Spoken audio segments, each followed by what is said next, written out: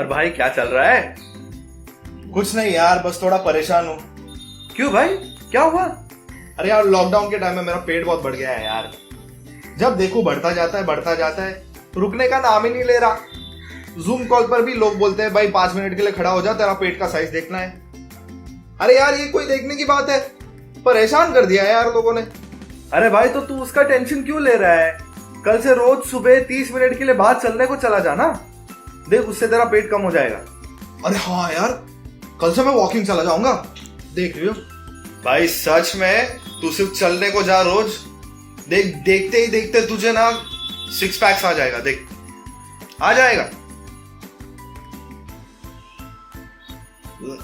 ज्यादा हो गया क्या? हाँ, कुछ ज्यादा ही हो गया भाई। अच्छा वो सब छोड़, तू स्पिरिचुअली कैसा कर रहा है वो तो बता। अरे यार, स्पिरिचुअली भी वैसे ही चल रहा है यार, कुछ खास नहीं। अरे भाई, यही तो मेन प्रॉब्लम है। तू क्या तेरा पेट भरने के बारे में बोल रहा है यार? तू तेरा परमेश्वर के साथ जो रिश्ता है उसके बारे में पहला सोच।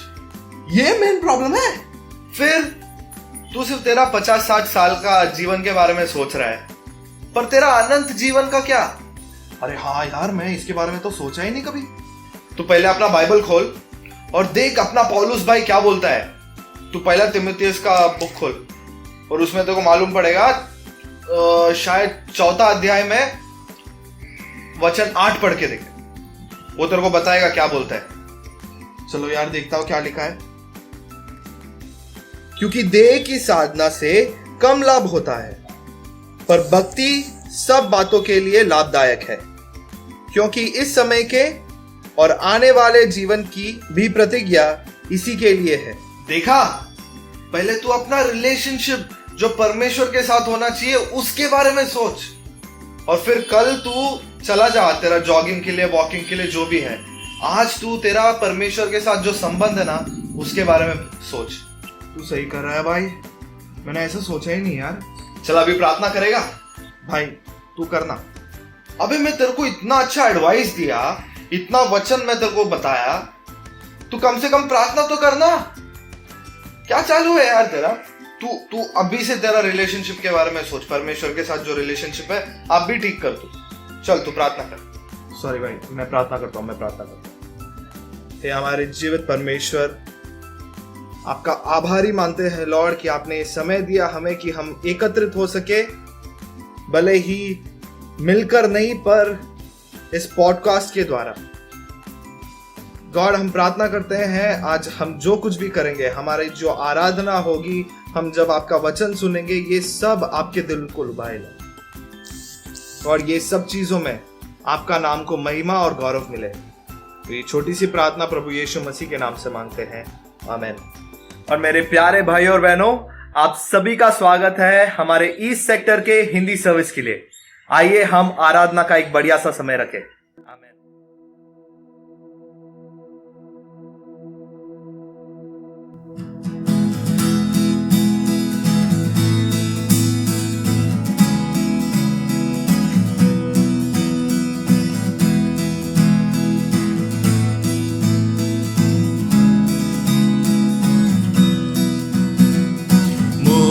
का नायको जय मुझे देता है, मुझ में वो जीवित है, कितना आनंद है।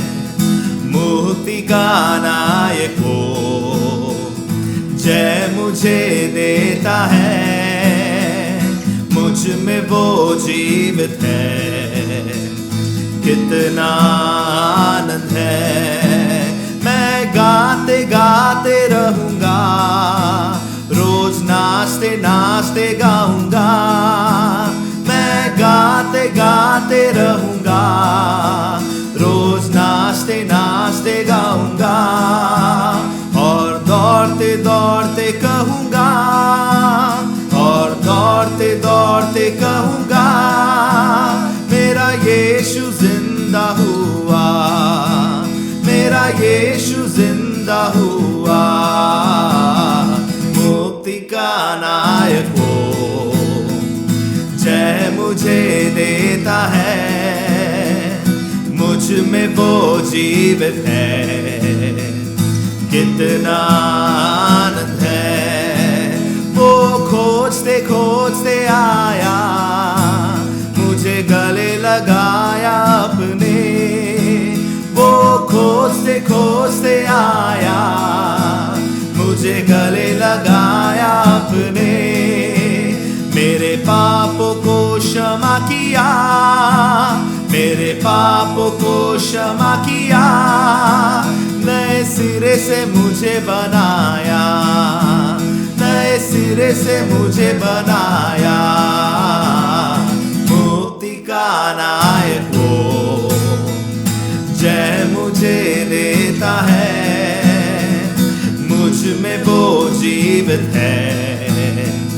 कितना आनंद है, मुक्ति का नायक वो, जय मुझे देता है, मुझ में वो जीवित है। कितना आनंद है। ईश्वर का संदेश लेकर यीशु यहाँ पर आए थे, प्यार ही प्यार सिखाने हमको यीशु यहाँ पर आए थे।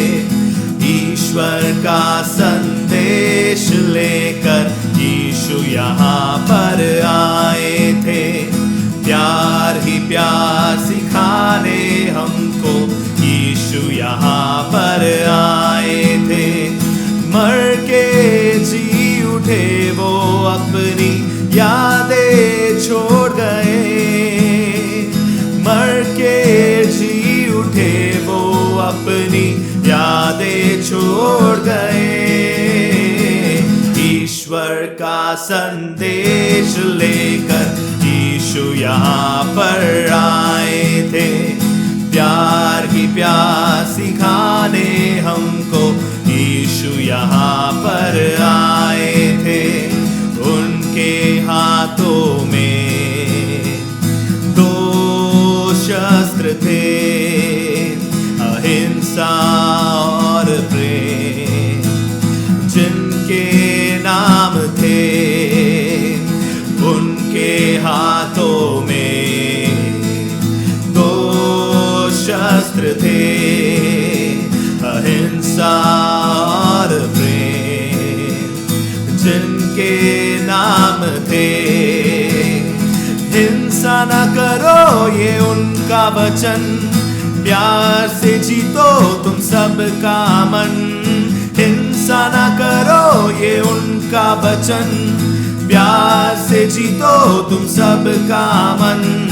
ईश्वर का संदेश लेकर यीशु यहाँ पर आए थे, प्यार ही प्यार सिखाने हमको यीशु यहाँ पर आए थे। सिर्फ उनके नाम से मन को सुकून मिलता है, उनके चरण में मस्तक हो दिल हमेशा कहता है। सिर्फ उनके नाम से मन को सुकून मिलता है, उनके चरण में मस्तक हो दिल हमेशा कहता है। अच्छे कर्म हो सदा हमसे, शांति की मूरत रहे मन में। अच्छे कर्म हो सदा हमसे, शांति की मूरत रहे मन में। ईश्वर का संदेश लेकर यीशु यहाँ पर आए थे, प्यार ही प्यार सिखाने हमको यीशु यहाँ पर आए थे। मर के जी उठे वो, अपनी यादें छोड़ गए। मर के जी उठे वो, अपनी यादें छोड़ गए। ईश्वर का संदेश लेकर यीशु यहाँ पर आए थे, प्यार ही प्यार सिखाने हम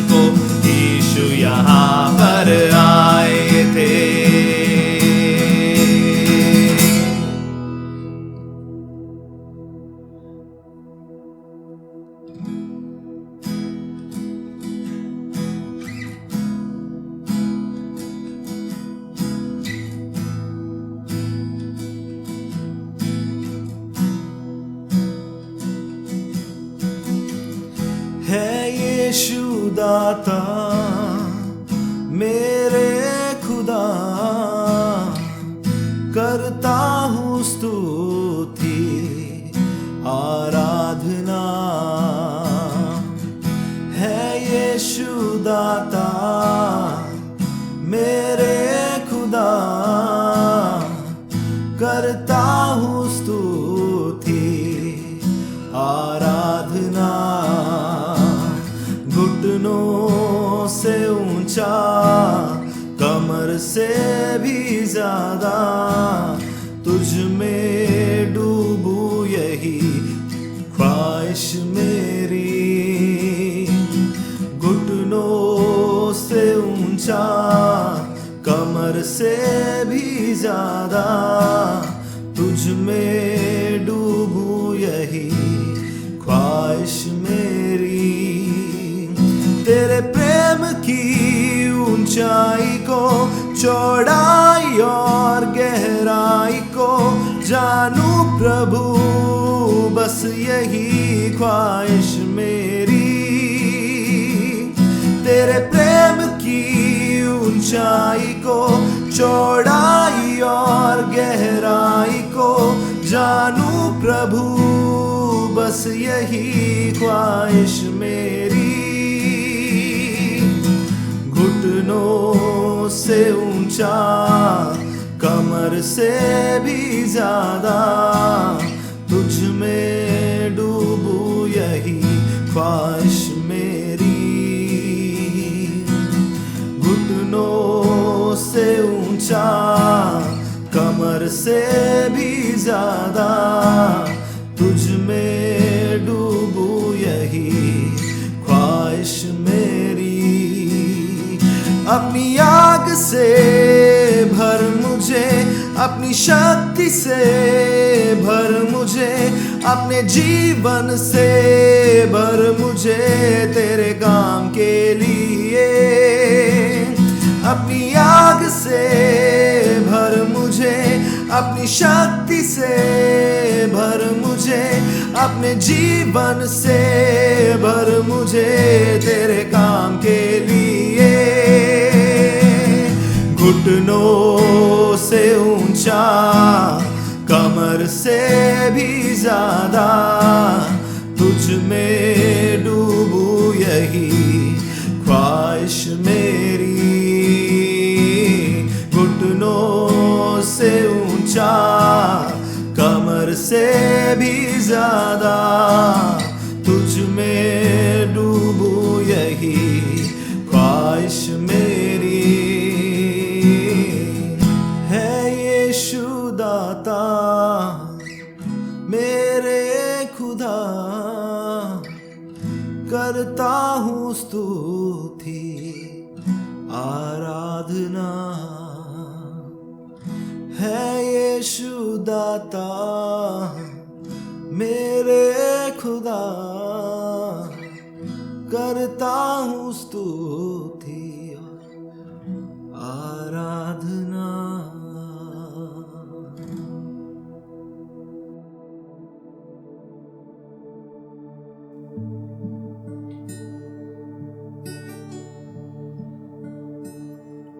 कलवरी पर यीशु मुआ, कलवरी पर यीशु मुआ, कलवरी पर यीशु मुआ, कलवरी पर यीशु मुआ। वहाँ जीवन का स्रोता बहा, वहाँ जीवन का स्रोता निकला, वहाँ जीवन का स्रोता बहा, वहाँ जीवन का स्रोता निकला। पापी प्यास अपनी तू बुझा, कलवरी पर यीशु मुआ,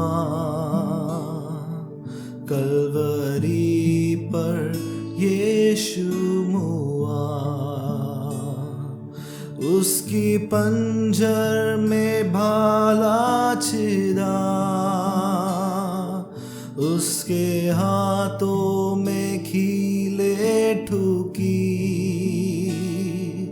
उसके पंजर में भाला छिदा,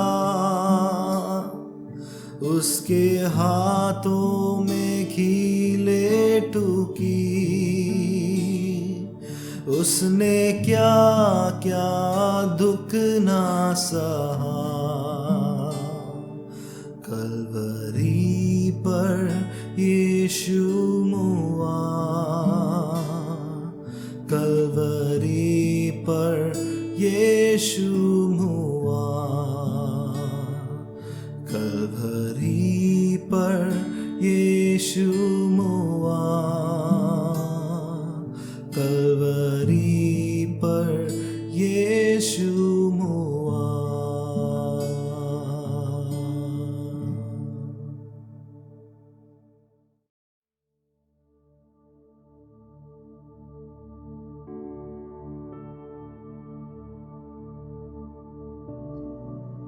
गुड मॉर्निंग।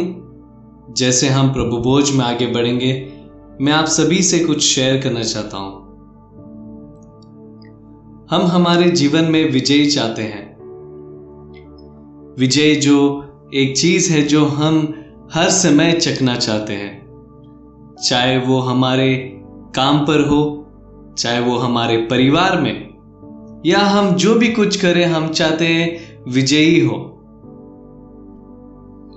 जीतने के लिए हम उतना प्रयास नहीं करते होंगे, लेकिन फिर भी हम जीतना चाहते हैं। आप में से कितने लोग अपने आप को हारने वाला कहना सुनना चाहोगे, मतलब लूजर? मुझे नहीं लगता किसी को भी यह बात अच्छा लगेगा, क्योंकि हारना किसी को भी अच्छा नहीं लगता। जब भी कोई हारता है तो उसे बहुत ही दुख लगता है, या ऐसा लगता है कि उसका अपमान हो रहा है, या उसको बहुत ही शर्मनाक महसूस होता होगा। आइए हम फिलिपियों के अध्याय 2 में वचन 6 से 8 पढ़ेंगे। जिसने परमेश्वर के रूप में होकर भी परमेश्वर के तुल्य होने को अपने वश में रखने की वस्तु न समझा, वरन अपने आप को ऐसा शून्य कर दिया और दास का स्वरूप धारण किया, और मनुष्य की समानता में हो गया, और मनुष्य के रूप में प्रकट होकर अपने आप को दीन किया, और यहां तक आज्ञाकारी रहा कि मृत्यु, हाँ क्रूस की मृत्यु भी सह ली। मत्ती 28:18 में यीशु कहते हैं कि स्वर्ग और पृथ्वी का सारा अधिकार मुझे दे दिया गया है। उसका मतलब यह है कि यीशु मसीह स्वर्ग और पृथ्वी का मालिक है, स्वामी है, या परमेश्वर है। यीशु मसीह परमेश्वर होने के बावजूद भी वो अपने आप को शून्य बना दिया, और उसने एक ऐसा रूप लिया, एक दास का, जो मनुष्य जाति में सबसे छोटा जात होता है, एक गुलाम का। कई बार मुझे यह समझ में नहीं आता था कि यीशु मसीह ऐसा क्यों किए। अपना सारा वैभव और अपना सारा सुख छोड़कर मानव का एक सबसे छोटा रूप लिया। ऐसा कौन कर सकता है जो जानबूझकर अपना सब कुछ छोड़कर एक साधारण इंसान बनना? यूनानी भाषा में दास को एक शब्द दिया गया है, डुलोस करके। उसका मतलब है गुलाम। तो यीशु मसीह एक राजा के रूप को छोड़कर एक गुलाम के रूप में इस धरती पर आए थे। यीशु मसीह के पास सब कुछ था, और उन्होंने उनका सब कुछ छोड़ दिया ताकि वो सब कुछ हम पा सकें। जिसका मतलब है जब हम पाप की लड़ाई लड़ रहे थे और हम हार रहे थे, यीशु ने क्रूस पर अपने मृत्यु से, उनके अपनी हार से हमें विजयी बनाया। जैसे कि मैंने कहा था कि हारना किसी को पसंद नहीं है, क्योंकि हारना दर्दनाक होता है। यीशु मसीह उस दर्दनाक हार से गुजरे। किसी को हारना अपमान जैसा लगता है। यीशु मसीह क्रूस पर चढ़ने के पहले और क्रूस पर चढ़ने के बाद भी अपमान सहते रहे और उसे नंगा उस क्रूस पर लटका दिया गया था। उसने यह सब कुछ इसलिए किया ताकि हम विजयी हो। सो ब्रदर्स एंड सिस्टर्स, जैसे हम रोटी लेंगे जो यीशु मसीह के शरीर को दर्शाता है और दाखरस पिएंगे जो यीशु मसीह के लहू को दर्शाता है, आए हम गर्व करें कि हमारे पास ऐसा परमेश्वर है जो हमें कभी हारने नहीं देगा। आए हम प्रभु भोज के लिए प्रार्थना करते हैं। हे महान स्वर्गीय पिता परमेश्वर, इस विजयी दिलाने के लिए मैं आपका बहुत ही धन्यवाद करना चाहता हूं। मुझे पता है पिता, इस विजयी दिलाने के लिए आपको अपना सब कुछ खोना पड़ा। आपको उन चीजों से गुजरना पड़ा जिनके हम लायक थे। पिता, इस महान बलिदान के लिए मैं आपका धन्यवाद करना चाहता हूं। परमेश्वर, होने देना कि हम इस विजयी के खुशी मनाते रहे, ताकि हम परमेश्वर कभी भी अपने आत्मिक जीवन में हार ना माने। उस क्रूस को देखते हुए और उस क्रूस से आशा पाते हुए हमारा जीवन बिताने में आप मदद करना पिता। पिता, हमें माफ करना कि हम कई बार हम अपने जीवन में चूकते रहे। परमेश्वर, हमारे पापों को क्षमा करना। आने वाला जो भी समय होगा मैं आपके हाथ में सौंपता हूं। ये छोटी सी प्रार्थना यीशु मसीह के नाम से करता हूं, आमीन।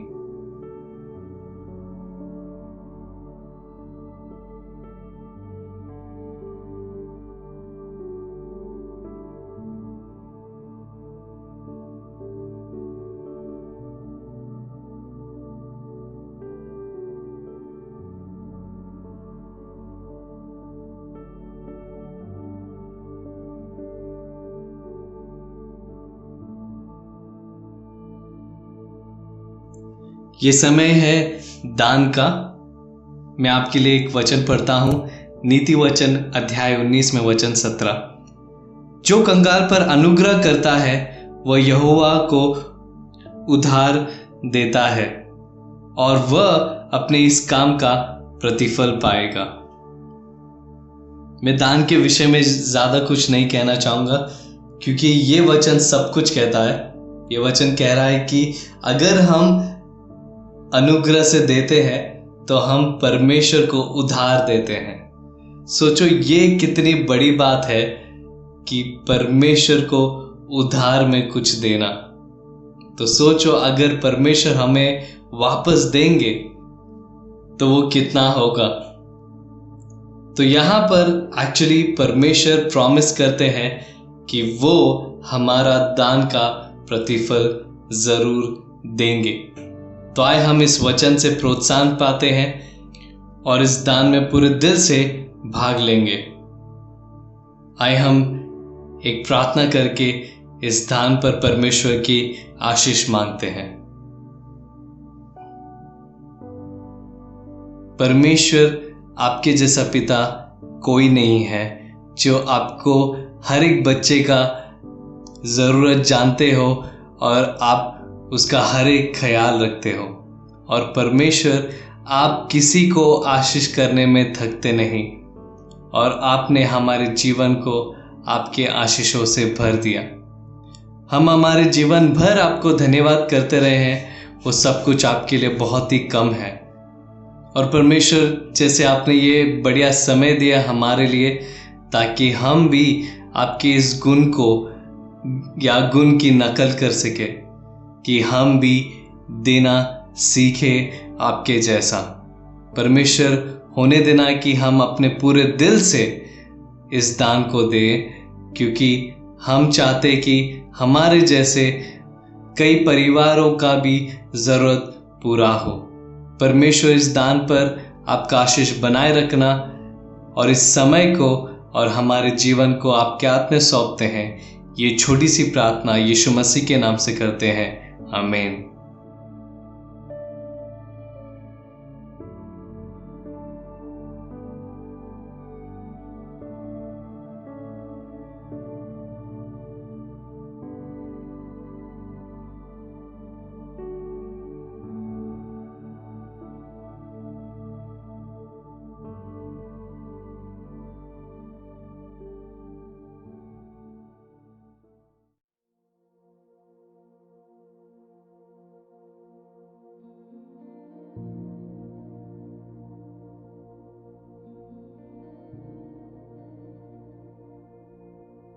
Good morning brothers and sisters. मैं उम्मीद करता हूँ कि इस कोरोना के समय में आप अपने परिवार के साथ सुरक्षित होंगे, और मैं पूरा विश्वास करता हूँ कि हमारा परमेश्वर पिता बहुत ही महान है, और वो हमारी सारी ज़रूरतों को जानता है, हमारी सारी परेशानियों को जानता है, और वो हमें सुरक्षित रखता है। तो उसी विश्वास के साथ मैं ये उम्मीद करता हूँ कि आप सब पूरी तरह से सुरक्षित होंगे और बहुत ही आनंदित होंगे।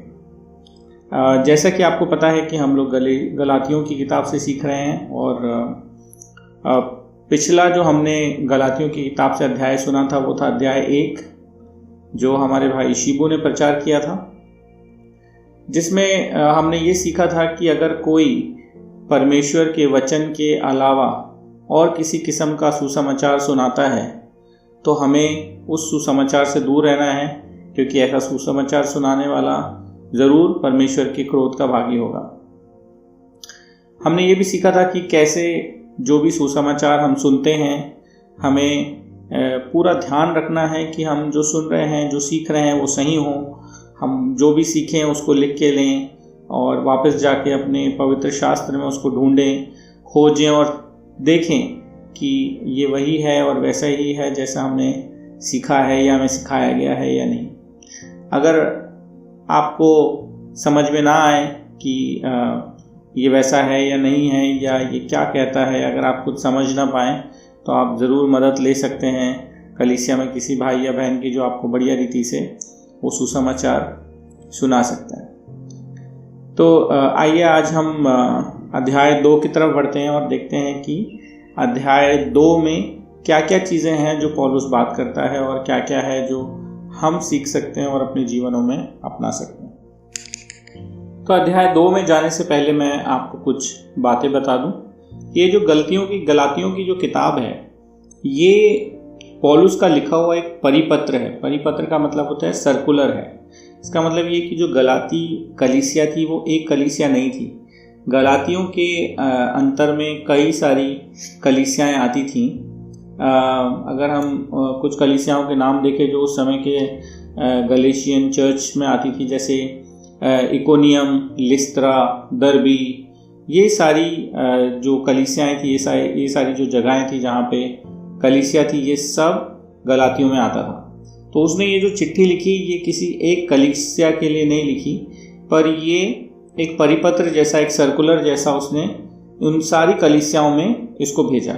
इसको ऐसे समझे जैसे कि महाराष्ट्र रीजन में जो हमारा इंडियन चर्च ऑफ क्राइस्ट है, उसमें महाराष्ट्र रीजन में जो चर्चेज आते हैं उसमें पुणे है, मुंबई है, अहमदनगर है, सोलापुर है, ये सारे चर्चेज हैं। तो इसी प्रकार गलातियों का भी जो चर्च था वो काफ़ी सारे अलग अलग चर्चेज से मिलके गलातियों का जो रीजन था वो बना हुआ था। तो जो पौलुस जो पत्र लिखता है गलातियों का, ये उन सभी कलीसियाओं को लिखता है। तो हम लोग पढ़ते हैं गलातियों अध्याय 2, और हम लोग देखेंगे वचन 1 से 9। गलातियों अध्याय 2 और हम लोग पढ़ेंगे वचन 1 से 9। वचन इस प्रकार कहता है, 14 वर्ष के बाद मैं बरनबास के साथ यरूशलेम को गया और तीतुस को भी साथ ले गया, और मेरा जाना ईश्वरी प्रकाश के अनुसार हुआ, और जो सुसमाचार मैं अन्य जातियों में प्रचार करता हूँ उसको मैंने उन्हें बता दिया।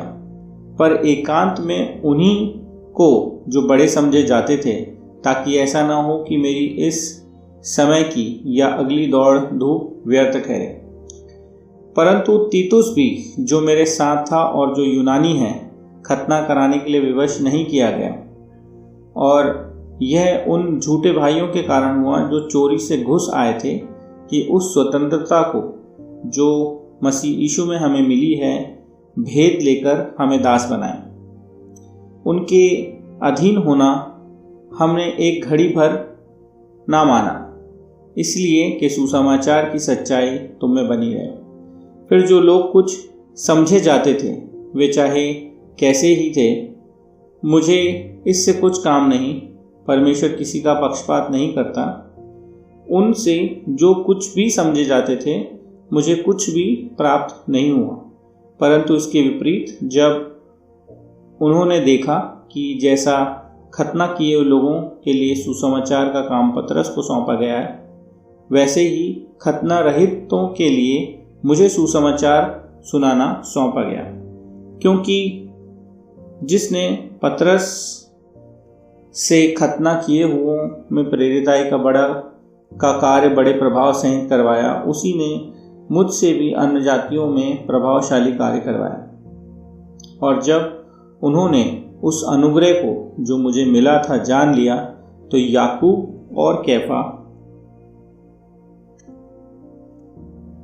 और यूहन्ना ने, जो कलीसिया के खंबे समझे जाते थे, मुझको और बरनबास को दाहिना हाथ देकर संग कर लिया कि हम अन्य जातियों के पास जाएं और वे खतना किए हुओं के पास। तो हम यहाँ पे देखते हैं ब्रदर्स सिस्टर्स कि पौलुस और बरनबास ने लगभग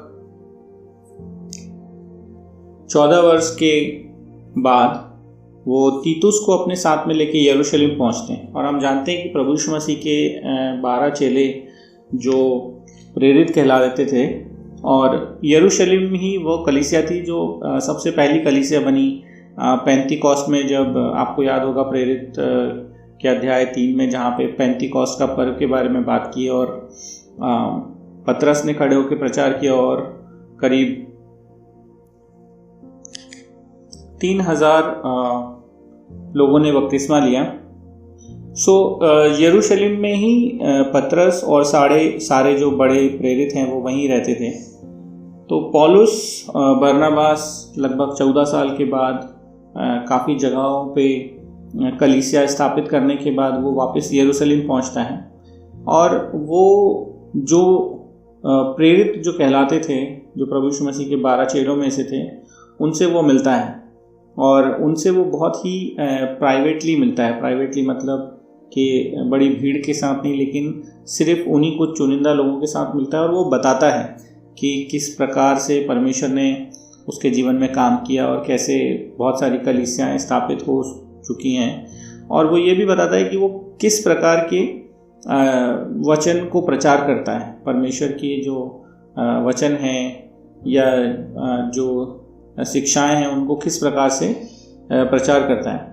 क्योंकि उस समय जो एक धारणा चली आ रही थी, जो बहुत सारे यहूदी जो प्रभु यीशु मसीह के मानने वाले बने या विश्वासी बने, उनमें से बहुत सारे लोगों ने लोगों को बहकाना शुरू किया कि एक यहूदी ही सच्चा मसीह बन सकता है, क्योंकि यहूदी जाति वो है जो परमेश्वर पिता की चुनी हुई है कई हजारों लाखों सालों से।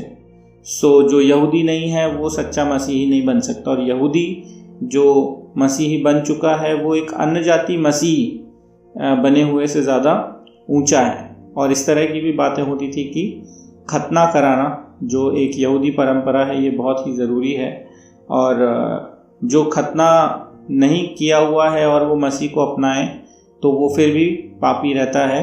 बनस्पत के जो यहूदी, खतना कराया हुआ यहूदी अगर मसीही बने तो वो ज़्यादा ऊंचा है। इस तरह की बहुत सारी गलत सी धारणाएं उस समय बहुत सारे यहूदी पंतों ने फैलाई थी, जो प्रभु यीशु मसीह पर विश्वास कर चुके थे और प्रभु यीशु मसीह को अपना चुके थे।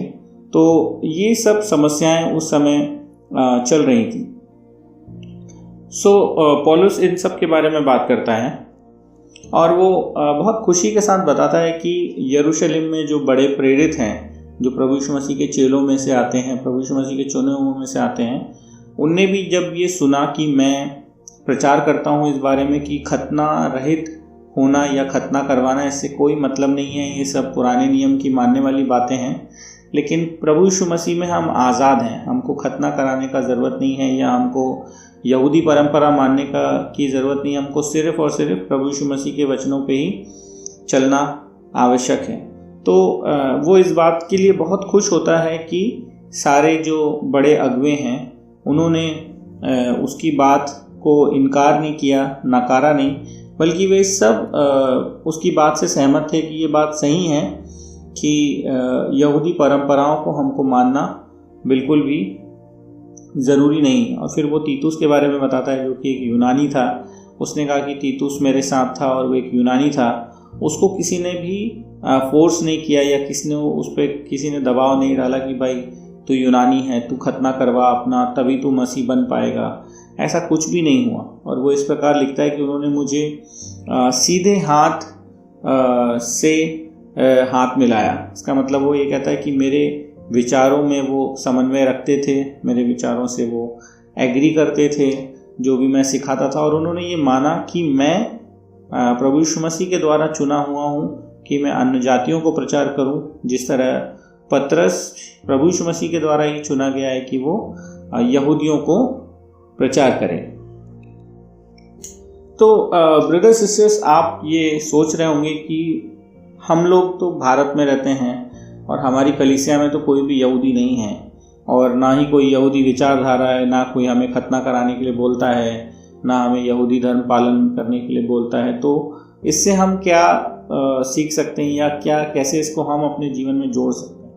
तो ब्रदर सिस्टर, जो इसमें सीखने लायक बात है वो ये है कि किस तरह से जब गलत विचारधाराएं हमारे कलीसियाओं में आती हैं या हमारे मसीही जीवन में जुड़ती हैं, तो उससे हमारे मसीही जीवन में बहुत बुरा असर पड़ता है।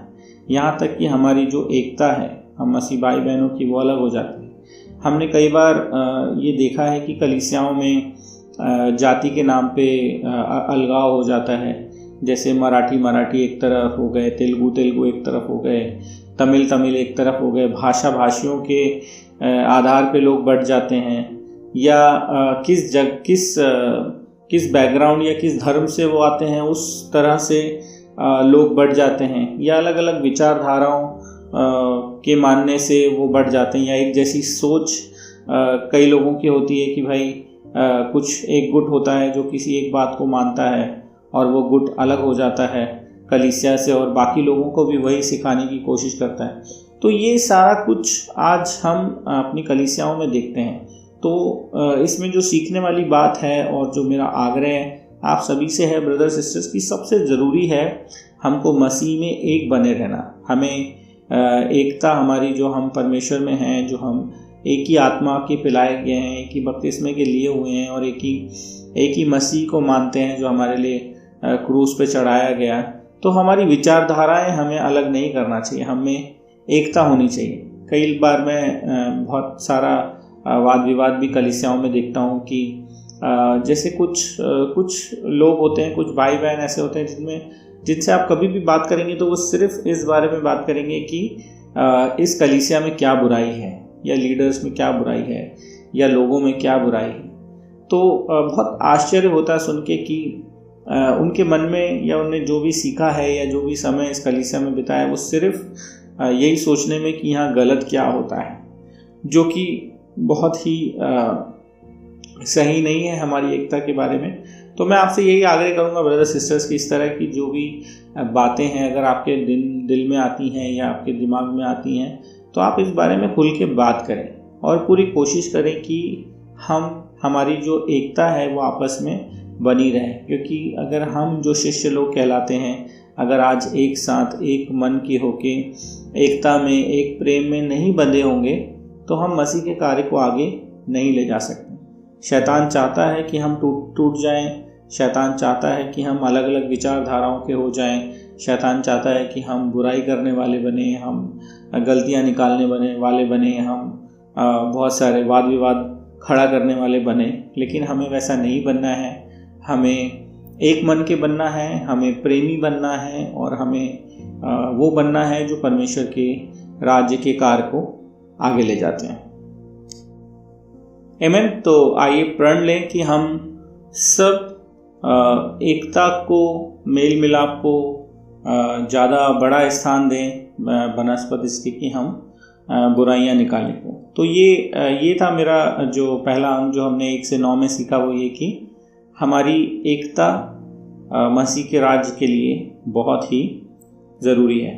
आइए हम बढ़ते हैं दूसरे अंग की तरफ, जिसका शीर्षक है कि अपने बीच में जो दीन और दरिद्र हैं उनका ख्याल हमें रखना है।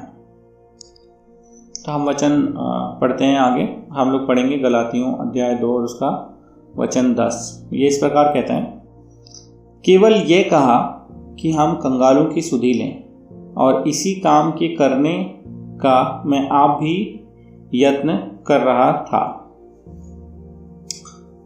यहाँ पे पतरस, याकूब और यूहन्ना पौलुस से कहते हैं कि सबसे ज़्यादा हमें जो ध्यान देना चाहिए वो हमारी कलीसियाओं में उनको देना चाहिए जो बहुत ही गरीब हैं, दीन हालातों में हैं या ज़रूरतमंद हैं। अगर हम प्रभु यीशु मसीह के जीवन से देखें तो प्रभु यीशु मसीह भी गरीबों के साथ, पापियों के साथ रहता था और उन्हीं के साथ वो खाता पीता और घूमता फिरता था। उनने बहुत सारे कंगालों को, अंधों को जो भीख मांगते थे उनको चंगा किया और प्रभु यीशु मसीह हमेशा उन पर बहुत ही दया दिखाया करता था। प्रभु यीशु मसीह के चेले होने के नाते ब्रदर सिस्टर्स, हमारा भी ये फ़र्ज़ बनता है कि परमेश्वर ने हमको बहुत आशीषें दी हैं। ये आशीषें इसलिए नहीं है कि हम बहुत धर्मी हैं और हमारी धार्मिकता का फल परमेश्वर हमें पैसे में देता है, बल्कि उसने हमें इसलिए आशीष दी है कि हम ये आशीषें उन लोगों के साथ बांटें जिनके पास कमी है या घटी है या जो गरीबी में है। हमें चाहिए कि हम गरीबों के घर जाएं, हम उनके साथ प्रार्थना करें, उनकी संगति करें, उनकी ज़रूरतों का ख्याल रखें और जहां उनको ज़रूरतें होती हैं वहां पूरी कोशिश करें कि उनकी ज़रूरतों को पूरा करें। हम ये ना सोचें कि अरे हम खुद ही गरीब हैं, हमें खुद ही परमेश्वर ने नहीं दिया तो हम क्या दे सकते हैं। ऐसा कोई भी व्यक्ति नहीं है जो अपने पास से किसी को कुछ नहीं दे सकता। परमेश्वर ने हर किसी को, चाहे वो कितना भी गरीब हो या अमीर हो, परमेश्वर ने हर किसी को कुछ ना कुछ ज़रूर उसके पास दिया है जो वो अपने से और गरीब को या कमी वाले को दे सकता है। मैं कुछ शेयर करना चाहता हूँ इस समय। हमने देखा कि जैसे जब ये कोरोना की महामारी फैली तो बहुत सारे लोगों की नौकरी चली गई। लॉकडाउन के कारण बहुत सारे परिवार जो थे वो तंग हालत में आ गए और बहुत सारी ज़रूरतें हमें कलीसिया में दिखने लगी। तो बहुत खुशी होती देख के कि हमारे कलीसिया के जो अगुवे हैं या जो ऐसी कलीसियाएं हैं जो विदेश में हैं, उनने हमको बहुत मदद किया और काफ़ी सारे पैसे बहुत सारे लोगों ने दान दिए, जो बहुत सारे लोगों की हम मदद कर पाए, बहुत सारे लोगों को हम लोग राशन दे पाए कलीसिया की तरफ से। ये बहुत ही खुशी की बात है और ये ना केवल कलीसिया का फ़र्ज़ है बल्कि हम सबको ये सारे कार्य करना चाहिए। आमीन। तो ये मेरा दूसरा अंग था कि हमें गरीबों की तरफ, जिनको ज़रूरत है उनकी तरफ अपना ध्यान रखना चाहिए और उन्हें मदद करना चाहिए। तो मेरा जो तीसरा अंक है वो ये है कि कलीसिया में रहते रहते हमें जो गलत है उसको नकारना चाहिए और उसका सामना करना चाहिए और उसका विरोध भी करना चाहिए अगर ज़रूरत पड़े तो। हम देखते हैं गलातियों 2 और हम लोग पढ़ेंगे अध्याय 11 से 17। अध्याय 11 से 17 ये इस प्रकार कहता है, पर जब कैफा अंताकिया में आया तो मैंने उसके मुंह पर उसका सामना किया क्योंकि वह दोषी ठहरा था। इसलिए कि याकूब की ओर से कितने लोगों के आने से पहले वह अन्य जातियों के साथ खाया करता था, परंतु जब वे आए तो खतना किए हुए लोगों के डर के मारे उनसे हट गया और किनारा करने लगा। और उसके साथ शेष यहूदियों ने भी कपट किया, यहाँ तक कि बरनबास भी उनके कपट में पड़ गया। पर जब मैंने देखा कि वे सुसमाचार की सच्चाई पर सीधी चाल नहीं चलते, तो मैंने सब के सामने कैफा से कहा कि यदि तू यहूदी होकर अन्य जातियों की नाई चलता है और यहूदियों की नाई नहीं, तो तू अन्य जातियों को यहूदियों की नाई चलने को क्यों कहता है? हम जो जन्म के यहूदी हैं और पापी अन्य जातियों में से नहीं, तो भी यह जानकर कि मनुष्य व्यवस्था के कामों से नहीं पर केवल प्रभु यीशु मसीह पर विश्वास करने से धर्मी ठहरता है, आप भी मसीह यीशु पर विश्वास किया। आप भी मसीह यीशु पर विश्वास किया कि हम व्यवस्था के कामों से नहीं पर मसीह पर विश्वास करने से धर्मी ठहरे, इसलिए कि व्यवस्था के कामों से कोई प्राणी धर्मी ना ठहरेगा। हम जो मसीह में धर्मी ठहरना चाहते हैं, यदि आप ही पापी निकलें, तो क्या मसीह पाप का सेवक है? कदापि नहीं। तो यहाँ पे हम देखते हैं कि काइफा, जो पतरस का दूसरा नाम है, जब वो अंताकिया में आता है। अंताकिया जो है, अगर आपको याद होगा प्रेरित में, तो एक बहुत बड़ी कलीसिया होती थी, जो प्रेरित अध्याय 13 में देखने को मिलती है। और ये इतनी बड़ी कलीसिया थी, यहाँ पे पौलुस और बरनबास 1 साल तक लोगों को सिखाते रहे और उनको शिष्यता के बारे में बताते रहे, और बहुत सारे लोगों ने बपतिस्मा लिया, विश्वास किया। और ये एक ऐसी कलीसिया थी जिसने बहुत सारे अलग अलग कलीसियाओं में अपनी मिशन टीम भेजी थी कि वो वहाँ पे भी प्रभु यीशु मसीह का प्रचार करें। तो हम जानते हैं पतरस, जो प्रभु यीशु मसीह को सब बहुत प्यार करने वाला चेला था। इस तरह से कहा जाता है कि प्रभु यीशु मसीह ने कहा था कि स्वर्ग लोक की कुंजियाँ तेरे हाथ में हैं, और तू जो पृथ्वी पे बांधेगा वो स्वर्ग में बंधेगा, जो तू पृथ्वी पे खोलेगा वो स्वर्ग में खोलेगा। वो इतना महत्वपूर्ण आदमी जो पेंतिकोस्त में खड़े होकर प्रचार करता है पेंतिकोस्त के दिन में, और 3000 लोगों ने बपतिस्मा लिया। वो खुद जब अंताकिया में आता है, तो अंताकिया में सब किस्म के शिष्य होते हैं। वहाँ पे ऐसे शिष्य भी होते हैं जो यहूदी परंपरा से मसीह बने, यहूदी धर्म के मानने वाले थे, वहाँ से वो मसीह बने, और ऐसे भी होते हैं जो अन्य जाति थे और वो भी मसीह बने। तो पहले वो सबके साथ बैठ के खाना खाता है, सबके साथ बराबर रीति से संगति करता है। लेकिन फिर हमने देखा कि वचन इस प्रकार कहता है कि एक यहूदी भाई आया, कोई यहूदी, एक ऐसा व्यक्ति आया जो यहूदी पंथ का था, जो यहूदी होने के बाद मसीही बना था, और वो इस बात पे विश्वास करता था कि यहूदी होना बहुत ज़रूरी है मसीह बनने के लिए। अगर आप यहूदी नहीं हैं तो आप मसीह नहीं बन सकते।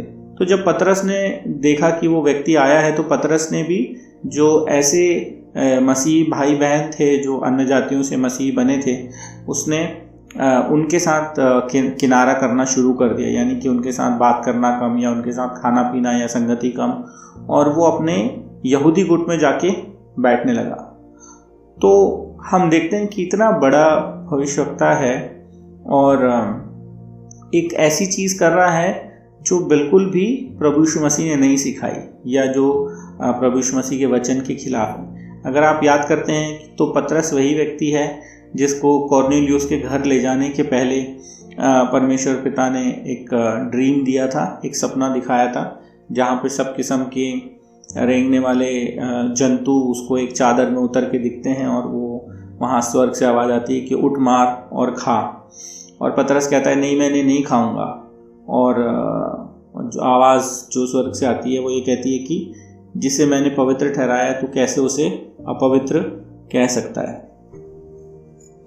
और उस घटना के बाद पतरस कॉर्नेलियुस के घर भेजा जाता है, और कॉर्नेलियुस जो एक रोमी व्यक्ति होता है, वो उसके परिवार पूरे घराने को बपतिस्मा देता है, और उन सब पे पवित्र आत्मा आता है। और पतरस ये एहसास करता है कि परमेश्वर ने जो पवित्र आत्मा है और जो बचाव है, जो उद्धार है, वो सिर्फ यहूदियों के लिए नहीं रखा, बल्कि हर एक अन्य जाति के लिए जो भी प्रभु यीशु मसीह पे विश्वास करेगा उनके लिए रखा है।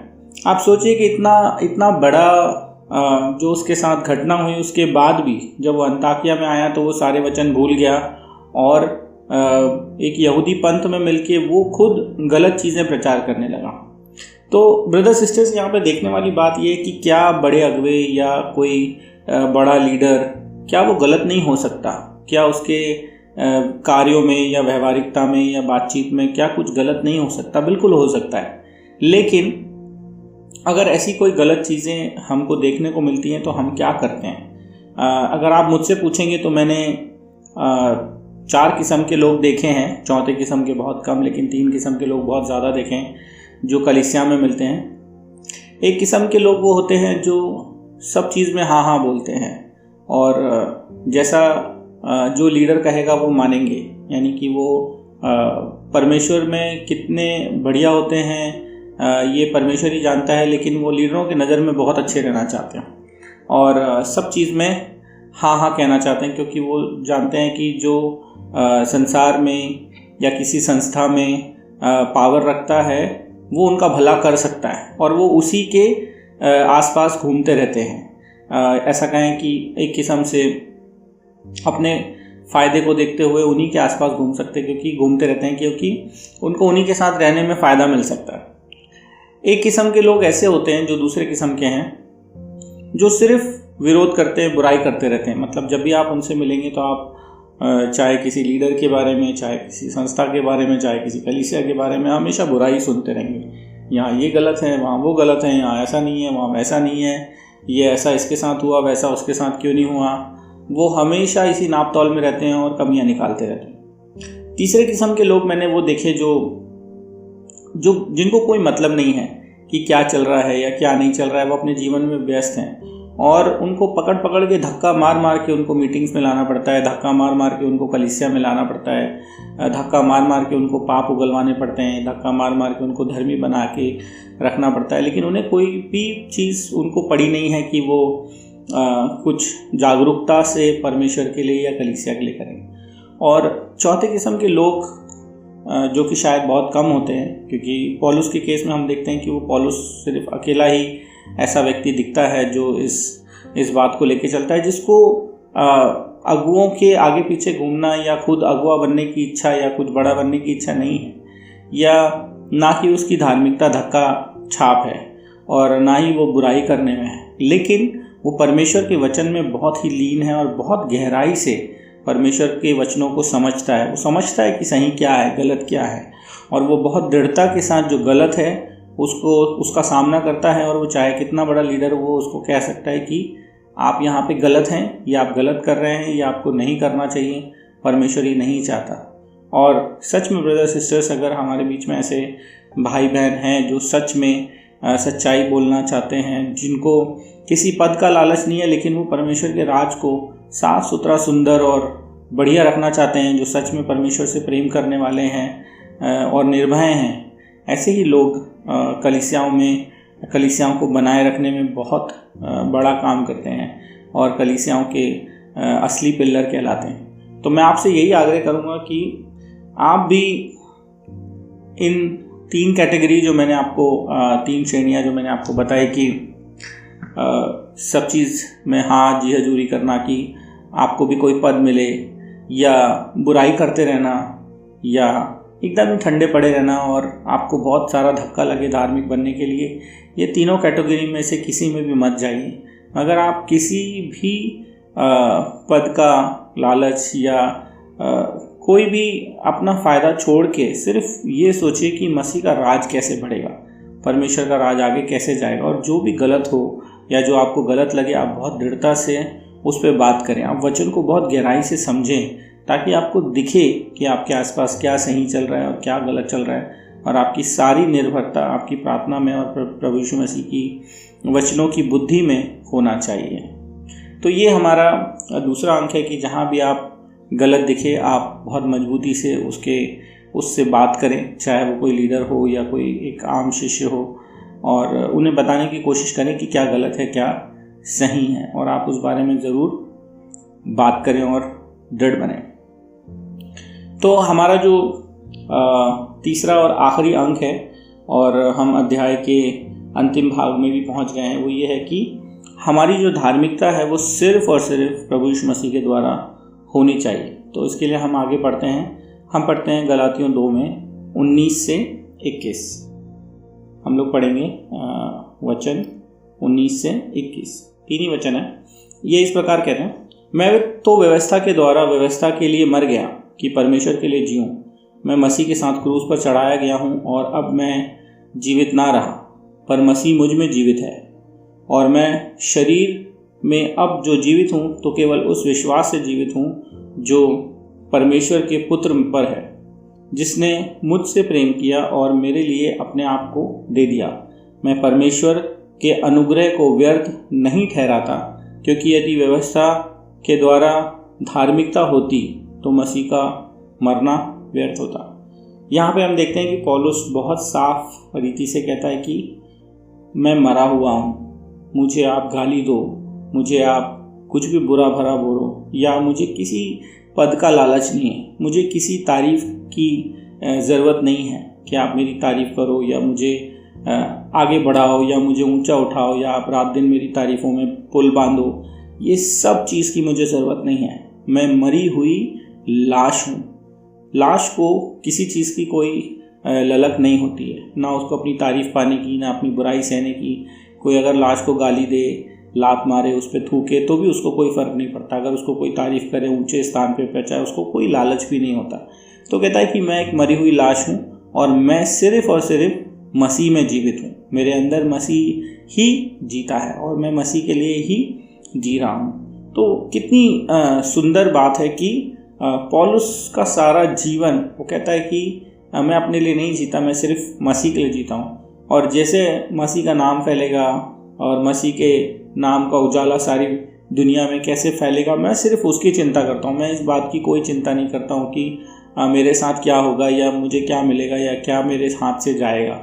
तो उसका जो पूरा मन है, पूरा जो उसका तन मन धन और जो उसका पूरा मेहनत है, वो सिर्फ इस बात में है कि वो मसीह में होके जिए। और उसने अपनी सारी सांसारिक अभिलाषाओं को, इच्छाओं को मार के ख़त्म कर दिया है, मसीह के साथ क्रूस पे चढ़ा दिया है। और इसी से वो पूरे दिल से सिर्फ और सिर्फ अपने जीवन में मसीह को पहला स्थान देता है और मसीह की सेवा पूरे दिल से करता है। तो ये चीज़ हम उसके जीवन में बहुत साफ रीति से देख सकते हैं कि वो बिल्कुल ही निर्भय होकर, निडर होकर और निस्वार्थ से, बिना किसी डरे, बिना किसी लालच के, बिना अपने बारे में सोचे हुए जहाँ भी चाहे वहाँ परमेश्वर के लिए जा रहा है। वो अपने मरने की भी चिंता नहीं कर रहा है, अपने घावों की भी चिंता नहीं कर रहा है। वो सिर्फ यही चाहता है कि परमेश्वर का नाम हर जगह फैले और वो बहुत ही निडरता से परमेश्वर के राज को फैलाने का काम कर रहा है। और उसको कोई भी स्वार्थ नहीं है या ऐसा कुछ नहीं है कि वो किसी को खुश करना चाहता है या वो किसी से बदला लेना चाहता है। उसका कुछ भी पर्सनल स्वार्थ कुछ भी नहीं है। सिर्फ और सिर्फ उसकी एक इच्छा है कि वो मसीह उसमें जीवित रहे और वो शरीर में बना रहे और मसीह की सेवा में वो लगा रहे। आमीन ब्रदर सिस्टर्स। तो आइए हम भी अपने सारे विचारों में, सारी भावनाओं में, सारी लालच में कि हमें कुछ बड़ा बनना है, हमें तारीफ़ें पानी है, हम चाहें कि कई सारे लोग हमारा नाम ले, हमें वाहवाही करें, या अगर कोई हमें बुरा बोलता है तो हमें बहुत तकलीफ़ होती है, अगर हमें कोई कुछ कह देता है तो हमें बहुत दर्द होता है। इन सब चीज़ों से बाहर निकले, अपने शरीरों को पूरी तरह से मार दें और सिर्फ हमारे अंदर मसीह का आत्मा और मसीह को जीवित रहने दें और हम भी मसीह में जिएं। और हमारा जीवन का एक ही लक्ष्य हो कि हम जब तक भी रहें मसीह के नाम की खुशबू जो है वो सारे संसार में फैलाते रहें। और यही हमारे जीवन का सार्थक होना होगा अगर हम अपने जीवन से मसीह के लिए बहुत सारी आत्माओं को बचा पाए और बहुत सारे लोगों को मसीह के पास ला सकें। आमीन। तो यहीं पे आज का जो संदेश है वो ख़त्म होता है। मैं उम्मीद करता हूँ कि आपने इस संदेश से ज़रूर कुछ ना कुछ सीखा होगा।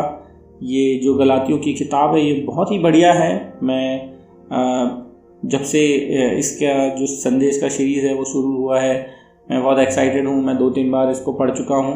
मैं आपको भी आग्रह करता हूँ कि आप भी इसे ज़रूर पढ़िए। तो मैं एक बार आखिरी में आपको फिर से जो तीनों पॉइंट जो हमने सीखे उसका एक रिकैप दे देता हूँ। जो पहला अंक हमने सीखा वो ये है कि हमें एकता बनाए रखनी है और हमें कलीसिया में अलग अलग वाद विवाद या ऐसे विचारों को जगह नहीं देनी जो हमारी एकता को ख़त्म करे, बल्कि हमें मसीह में एक शरीर बनकर काम करना है। और जो दूसरा अंग था वो ये था कि हमें अपने साथ में, हमारे परिवार में, हमारे मसीह परिवार में जो ऐसे लोग हैं जो निर्धन हैं, जो ज़रूरतमंद हैं, उनकी ज़रूरतों का ध्यान रखना है और उनको बहुत प्रेम दिखाना है, उनके घरों में जाना है और उनकी ज़रूरतों को पूरा करने की कोशिश करनी है।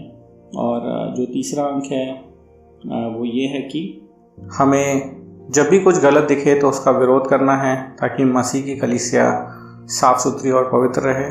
और चौथा और आखिरी अंक है कि हम शरीर में मरे हुए, शरीर की अभिलाषाओं में मरे हुए, लेकिन मसीह में ही जीवित रहना है और पूरी कोशिश करना है कि मसीह के नाम की खुशबू हम सारे संसार में फैलाएं। परमेश्वर की महिमा हो। आमीन।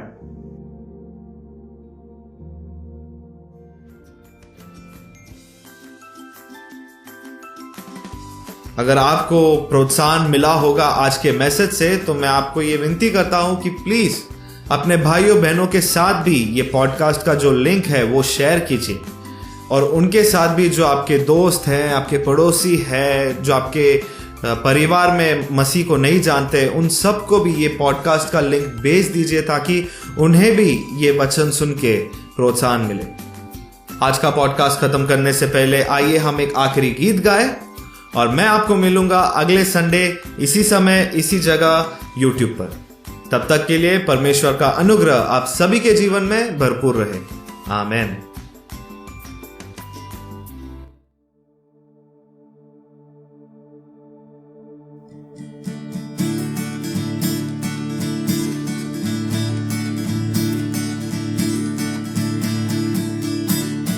नाचूंगा गाऊंगा पगलों के समान, होश में ना रहूंगा, मेरा राजा है महान। नाचूंगा गाऊंगा पगलों के समान, होश में ना रहूंगा, मेरा राजा है महान। नाचूंगा खो के अपना स्वाभिमान, अरे लोग कहे ऐसे मूर्खता पर गाऊंगा, मेरा राजा है महान। नाचूंगा नाचूंगा खो के अपना स्वाभिमान, अरे लोग कहे ऐसे मूर्खता पर गाऊंगा, मेरा राजा है महान। नाचूंगा गाऊंगा पगलों के समान, होश में ना रहूंगा, मेरा राजा है महान। नाचूंगा गाऊंगा पगलों के समान, होश में ना रहूंगा, मेरा राजा है महान। नाचूंगा खो के अपना स्वाभिमान,